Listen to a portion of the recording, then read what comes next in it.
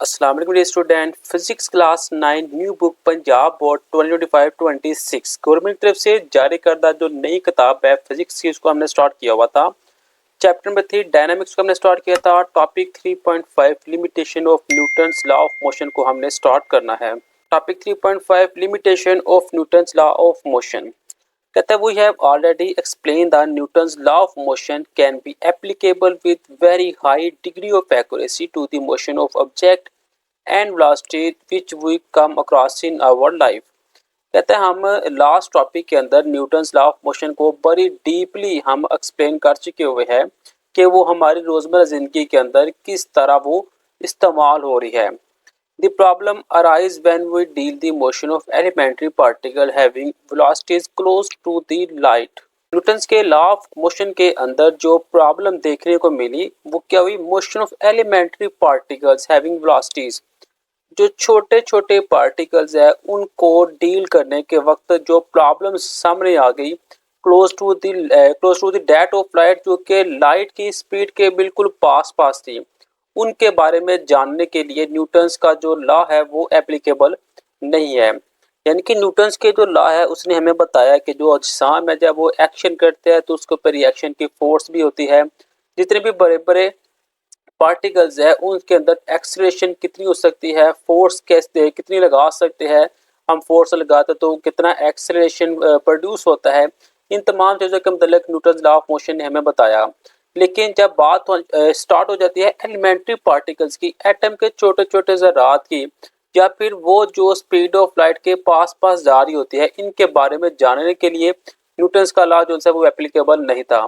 For that purpose, इस purpose के लिए रिलेटिविस्टिक्स मैकेनिक्स डेवलप की गई, जिन्होंने की एल्बर्ट आइंस्टाइन ने।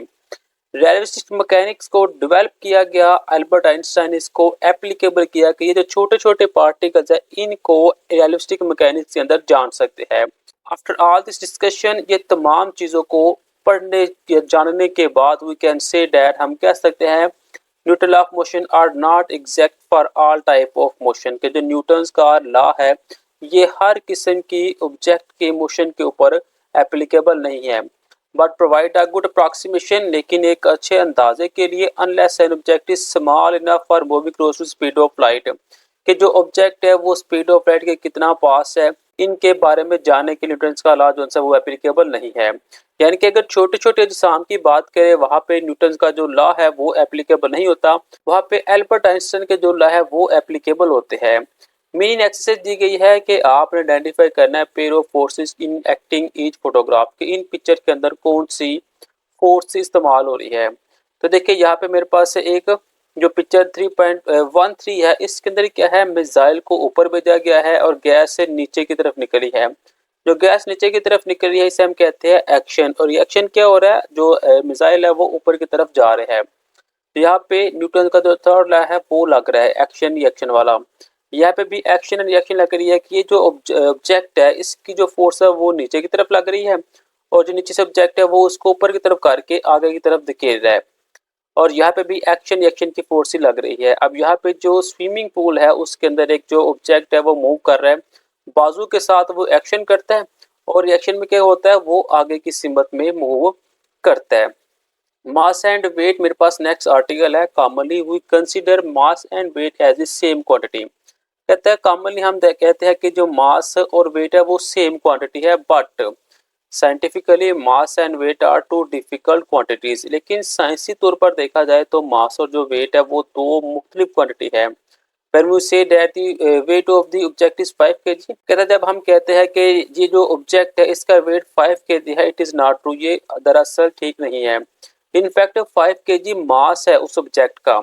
आ सिंपली डेफिनेशन ऑफ मास, मास की जो सादा डेफिनेशन क्या कहता है, it is measure of the quantity of matter in a body. कोई भी ऑब्जेक्ट है अगर वो मेजर करने के काबिल है तो उसे हम मास कहते हैं। डेफिनेशन क्या जा रहा है, the characteristics of a body, एक जिस्म की ऐसी नोयत characteristics which determine the magnitude, जिसके अंदर मैग्नीट्यूड को डिटरमाइन कर सकते हैं, of acceleration produce when a certain force act upon it, जब किसी भी जिस्म के ऊपर एक फोर्स लगाई जाती है और उससे क्या होता है, एक्सेलरेशन प्रोड्यूस होता है, इसे हम कहते हैं मास ऑफ द बॉडी। सादा लफ्जों के अंदर देखिए तो कहा जा रहा है अगर किसी ऑब्जेक्ट के ऊपर कोई फोर्स लगती है तो एक्सेलरेशन पैदा होता है। अब वो फोर्स कितनी लग रही है उससे हम डिटरमाइन कर सकते हैं मास ऑफ द बॉडी के अंदर। मास एक स्केलर क्वांटिटी है जो कि सेम होती है हर जगह। Practically mass is measure by an ordinary balance. ज़्यादातर हम मास को ऑर्डिनरी बैलेंस के साथ मेजर कर सकते हैं। साथ में आपको ऑर्डिनरी बैलेंस की पिक्चर भी आपको दिखा रहा हूँ। और इसका जो एसआई यूनिट है वो होता है केजी के अंदर। वेट कौन सा है, वो एक ग्रेविटेशनल फोर्स है, वो एक वेक्टर क्वांटिटी है जिसकी डायरेक्शन हमेशा क्या होती है, डाउनवर्ड होती है सेंटर ऑफ द अर्थ के। ऑब्जेक्ट डेफिनेशन दी हुई है, the weight of an object, किसी भी ऑब्जेक्ट का जो वेट है वो इक्वल किसके होता है, फोर्स के। कौन सी force, which the earth attract the body toward its centre, जो कि अर्थ जोन सी है उस बॉडी के सेंटर से उसके ऊपर लगा रही है। फर्ज करें ये मेरे पास एक ब्लॉक है, ठीक है। अब यहाँ पे जमीन जो है इसके ऊपर एक फोर्स लगा रही है जिसे हम ग्रेविटेशनल फोर्स कहते हैं। अब वो कहाँ पे लगा रही है, इस ऑब्जेक्ट का जो सेंटर वाला पॉइंट है इसके ऊपर वो फोर्स लग रही है और ये जो ऑब्जेक्ट है वो इसके ऊपर ठहरा हुआ है। इसे हम कहते हैं weight of the object. Gravitational field क्या है, the gravitational field is the space around a mass in which another mass experience a force due to gravitational attraction. Gravitational field एक खाली जगह है अपने मास के, एक मास ले, फर्ज करें ये मेरे पास मास है, ठीक है। इसके ऊपर एक फोर्स लग रही है जिसे हम ग्रेविटेशनल फोर्स कहते हैं। वो कुछ इतने हिस्से के ऊपर लग रही है, ठीक है। कोई और जो मास है जब वो इसके अंदर आएगा, इस फील्ड के अंदर आएगा, तो इसके ऊपर कोई ना कोई फोर्स अमल कर रही होती है जिसे हम ग्रेविटेशनल फोर्स कहते हैं। और इतने हिस्से को हम ग्रेविटेशनल फील्ड कहते हैं। कि अगर कोई ऑब्जेक्ट इस इलाके के अंदर आता है तो उसके ऊपर एक फोर्स लग रही होती है। ग्रेविटेशनल फील्ड क्या है, the gravitational field strength is defined as gravitational force acting on unit mass. तो ग्रेविटेशनल फोर्स है उस मास के ऊपर जो अमल कर रही है। मास m on the surface of the earth exert a force is known as its weight, w is equal है mg। ये जो ऑब्जेक्ट है जिसका वेट क्या है, w है, ठीक है। इसके ऊपर एक फोर्स अमल कर रही है, ठीक है। इस वेट का कोई ना कोई मास भी होगा। वो जो फोर्स अमल कर रही है उसे हम कहते हैं ग्रेविटेशनल फोर्स, जिसको हम जी शो करते हैं। और जो w is equal mg weight का फार्मूला भी होता है। अब इस g की वैल्यू है g 10 newton per kilogram. As the value of g vary from place to place and also with altitude, therefore the value of the weight does not remain the same anywhere। जो value of g है ये vary करती है place to place, जगह to जगह, ये हर जगह सेम नहीं होती। It vary from place to place according to variation in g। Variation of g की वजह से ये प्लेस टू प्लेस वेरी करती है। थ्रू एन ऑब्जेक्ट वेट में vary from one place to another. इसी तरह एक जो ऑब्जेक्ट का वेट है वो भी एक प्लेस से दूसरी जगह वेरी करता रहता है। But at any particular location, लेकिन एक खास लोकेशन के ऊपर जो वेट होता है वो प्रोपोर्शनल हो जाता है किसके, मास के। thus we can conveniently compare the masses of two object। इसी तरह हम आसानी के साथ कोई भी दो ऑब्जेक्ट के मास को कंपेयर कर सकते हैं। गिवन लोकेशन, जो लोकेशन हमें दी जाती है और वहाँ पे हम कंपेयर कर सकते हैं उसके वेट को। The weight can not be measure by ordinary balance, लेकिन जो वेट है उसे हम ऑर्डिनरी बैलेंस के साथ मेजर नहीं कर सकते।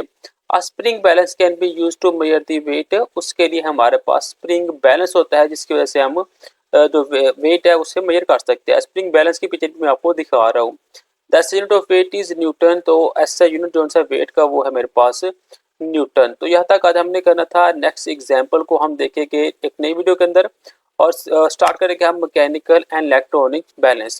वीडियो अच्छी लगी हो तो लाइक शेयर कमेंट लाजमी कीजिएगा। मिलते हैं नेक्स्ट वीडियो में, तब तक ले जाए, अल्लाह हाफिज।